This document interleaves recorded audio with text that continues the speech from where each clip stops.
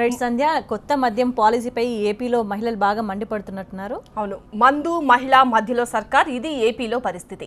కొత్త మద్యం పాలసీ, పాత షాపుల తరలింపుపై ఏపీలో ఆడవాళ్లు ఆగ్రహం వ్యక్తం చేస్తున్నారు. రహదారులను మార్చడం, బార్ షాపుల లైసెన్స్ పొడిగించడం వంటి చర్యలపై నిన్నటి దాకా నిరసనలు చేసిన వాళ్లు ఇప్పుడు ఏకంగా బార్ షాపుల్లోకి చొరబడుతున్నారు.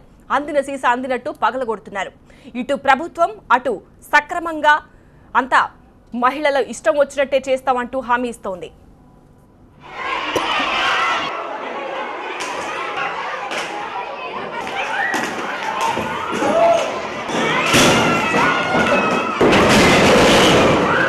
చూశారుగా, ఇది ఏపీలో మహిళల ఉగ్ర రూపం.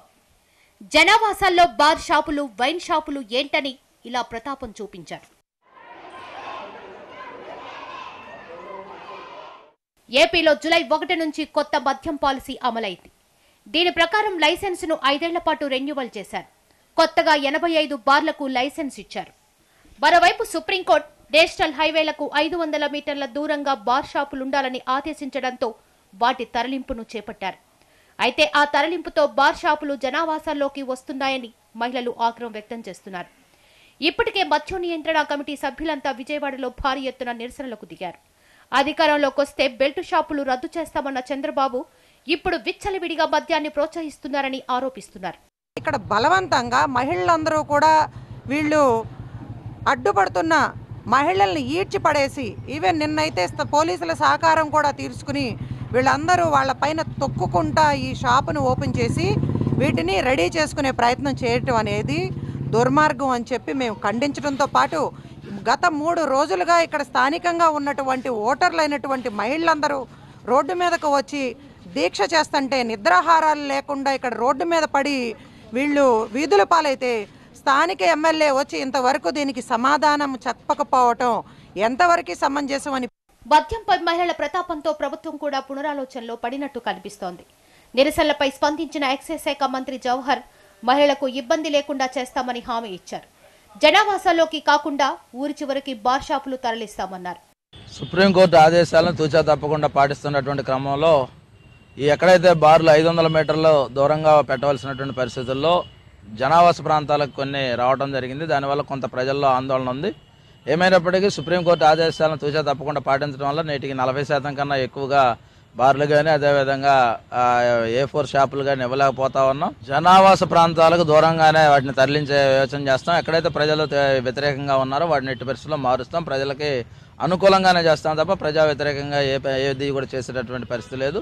వాటిని సమస్యను కూడా తీవ్రంగా తీసుకుని ఆ అధికారులతో మాట్లాడి వాటిని దూరంగా షిఫ్ట్ చేస్తాం. మరోవైపు మహిళలు మాత్రం ప్రభుత్వ హామీలను విశ్వసించడం లేదు. అక్రమ మద్యం దుకాణాలను బంద్ చేయడంతో పాటు జనావాసాల్లో ఒక్క షాపు కూడా లేకుండా చేసిన తర్వాతే మాట్లాడమంటూ మండిపడుతున్నారు.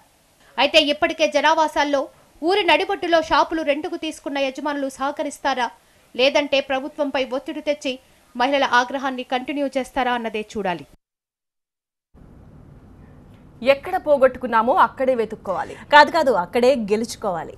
ఈ పాలసీ మాజీ ఎమ్మెల్యే జగ్గారెడ్డిలో క్లియర్గా కనిపిస్తుంది. గత ఎన్నికల్లో టీఆర్ఎస్ గాలికి ఓడిపోయిన ఆయన ఈసారి మాత్రం ఎట్టి పరిస్థితుల్లో తన నియోజకవర్గంపై పట్టు సాధించే పనిలో ఉన్నారు. తాజాగా పేదలకు ఇళ్ల పట్టాల విషయంలో ప్రభుత్వంతో ఢీ అంటే ఢీ అంటున్నారు.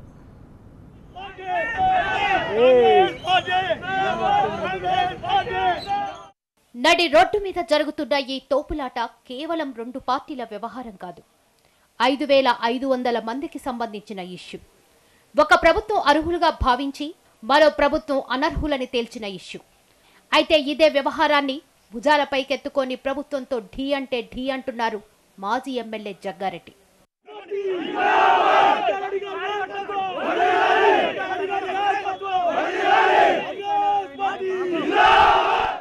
ప్రభుత్వ తీరును నిరసిస్తూ సదాశివపేట తహసీల్దార్ కార్యాలయాన్ని ముట్టడించే క్రమంలో చోటు చేసుకుంది ఈ ఘటన.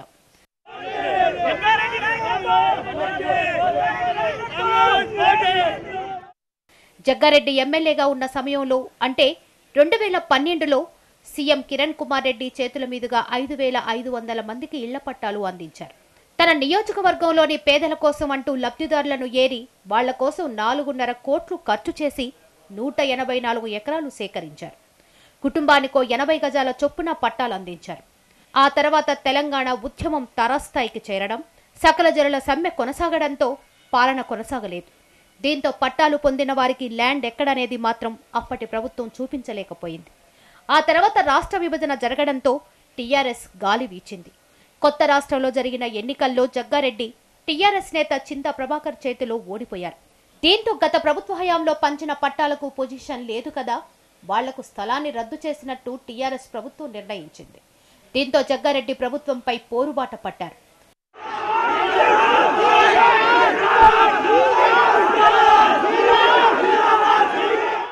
ఇవాల్టి తహసీల్దార్ ఆఫీస్ ముట్టడికి ముందు సంగారెడ్డిలో కరపత్రాలతో చిన్న స్థాయి యుద్ధమే నడిచింది. టీఆర్ఎస్ నేతలు చాతకాని చవటలంటూ జగ్గారెడ్డే పెద్ద అవినీతిపరుడు, అనర్హులకు పట్టాలిచ్చారంటూ టీఆర్ఎస్ నేతలు పోటాపోటీగా కరపత్రాలు పంచుకున్నారు. ఈ కరపత్రాలను చూసే ముట్టడి కార్యక్రమం ఎంత రభసగా మారుతుందో అని భావించినట్టుగానే సదాశివపేటలో పరిస్థితి ఉద్రిక్తంగా మారింది. తహసీల్దార్ ఆఫీస్ ముట్టడికి బయలుదేరిన జగ్గారెడ్డిని పోలీసులు అడ్డుకున్నారు. ఆయన్ను అరెస్ట్ చేసి కొండాపూర్ జైలుకు తరలించారు. ఈ క్రమంలో నడి రోడ్డుపై చాలాసేపు ఉద్రిక్తత, తోపులాట కనిపించింది.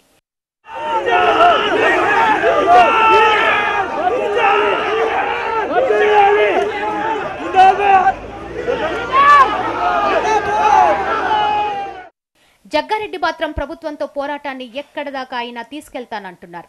ఇవాళ తహసీల్దార్ ఆఫీస్ దగ్గర అరెస్ట్ చేశారు. రేపు ఏకంగా కలెక్టరేట్ నే ముట్టడిస్తా, కబడ్దార్ అంటూ హెచ్చరిస్తున్నారు.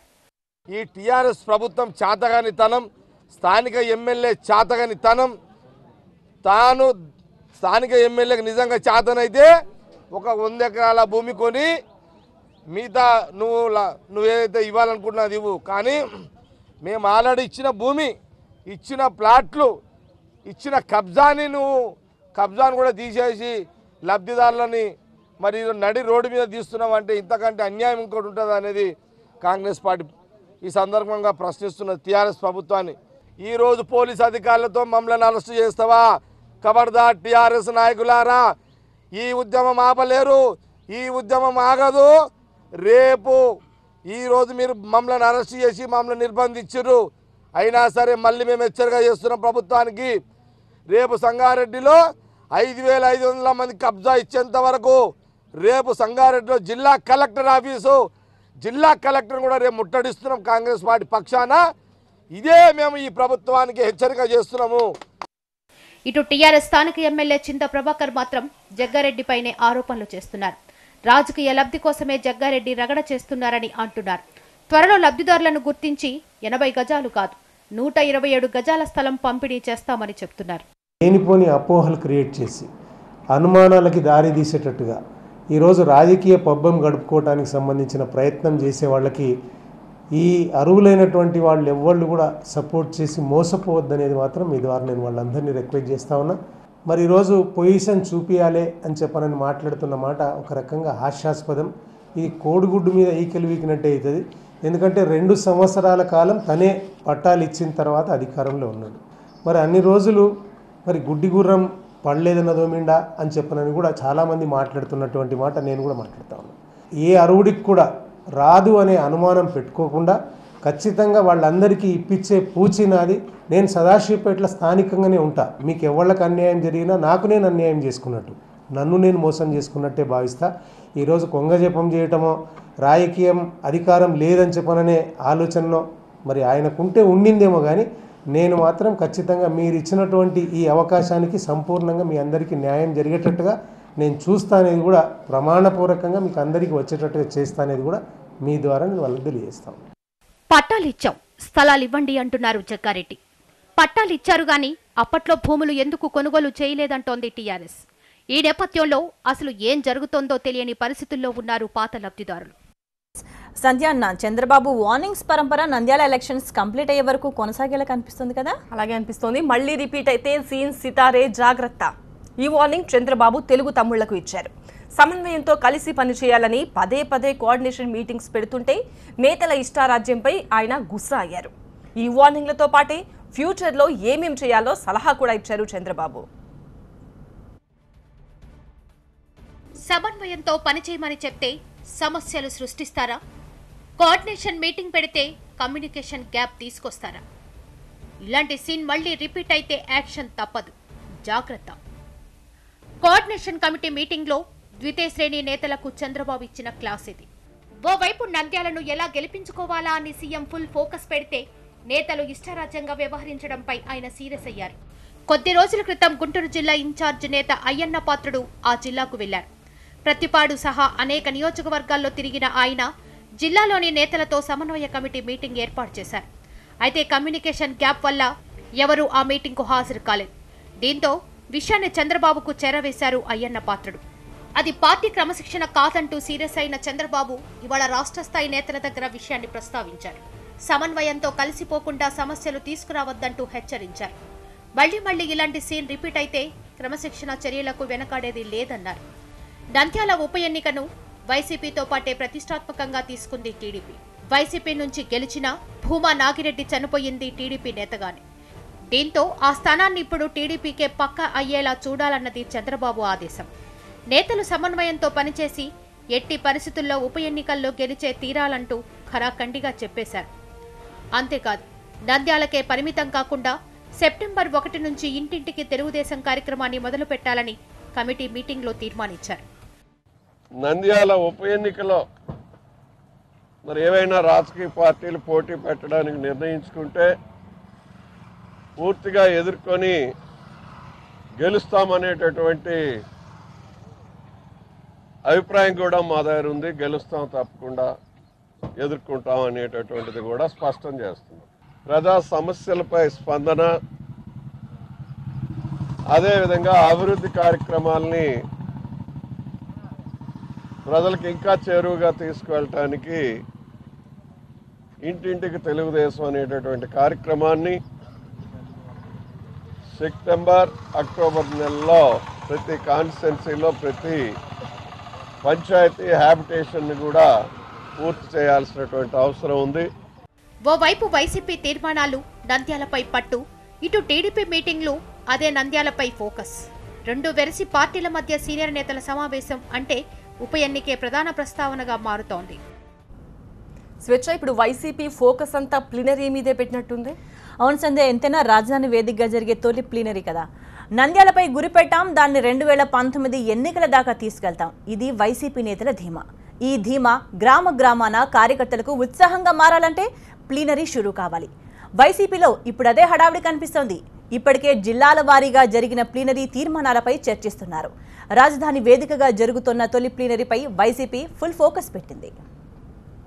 వైసీపీలో ప్లీనరీ ఏర్పాట్లు జోరుగా సాగుతున్నాయి. వాస్తవానికి ఇప్పటి వరకు ఆ పార్టీ ప్లీనరీ పెట్టింది 2 సార్లు. గతంలో ఉమ్మడి రాష్ట్రంలో ఏర్పాటైన సభ తర్వాత మళ్లీ కార్యకర్తలంతా ఒక్కటైంది లేదు.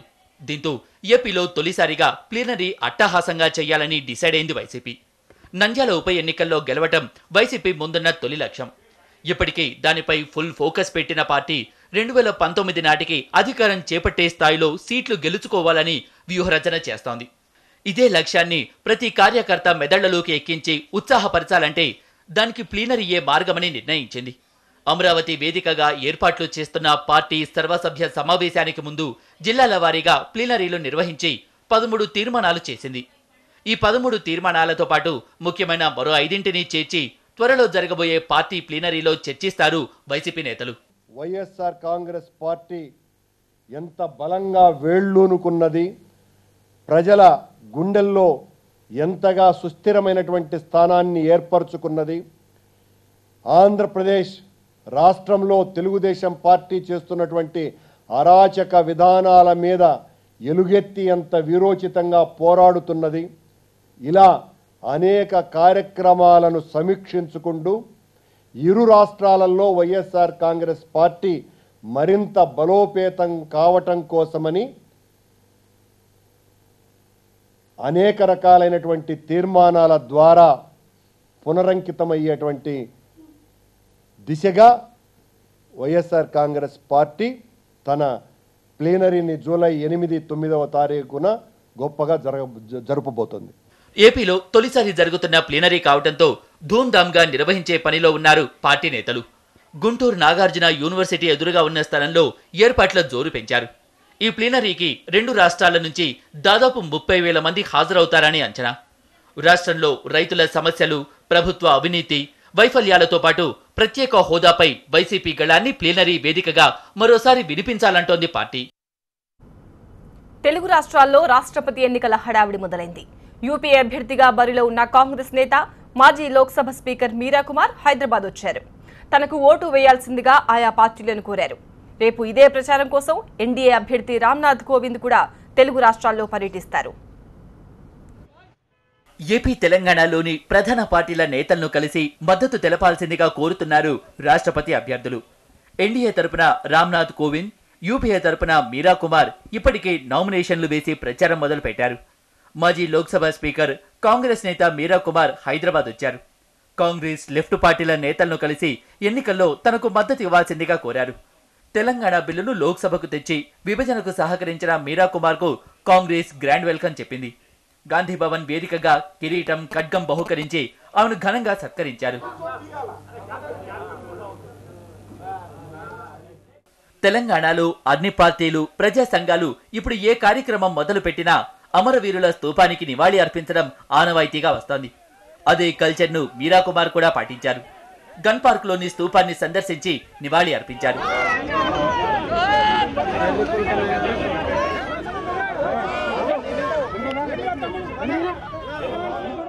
తనను అభ్యర్థిగా ప్రకటించి పార్టీ బలిపశువు చేసిందన్న ఆరోపణలను ఆమె కొట్టిపారేశారు. కేవలం సైద్ధాంతికంగా తాను బరిలో ఉన్నట్లు చెప్పారు. తెలంగాణలోని అన్ని పార్టీల వాళ్లు ఆత్మ ప్రబోధానుసారం ఓటేసి తనను గెలిపించాలని కోరారు. ప్రత్యేకించి టీఆర్ఎస్ మద్దతు కోరుతూ కేసీఆర్ కు లేఖ రాసినట్లు చెప్పారు మీరా. These opposition parties unanimously decided to make me the presidential candidate. I am ever so grateful to them. ఇప్పటికే తనకు మద్దతుగా 17 పార్టీలు ఏకమయ్యాయని, వారందరికీ కృతజ్ఞత చెప్పుకున్నారు మీరా కుమార్. విపక్షాలు తనపై పెట్టుకున్న నమ్మకాన్ని నిలబెట్టుకుంటానన్నారు మీరా. ఇక రేపు రాష్ట్రపతి అభ్యర్థిగా తన ప్రచారాన్ని కొనసాగించేందుకు ఎన్డీఏ అభ్యర్థి రామ్నాథ్ కోవింద్ కూడా తెలుగు రాష్ట్రాల్లో పర్యటించబోతున్నారు.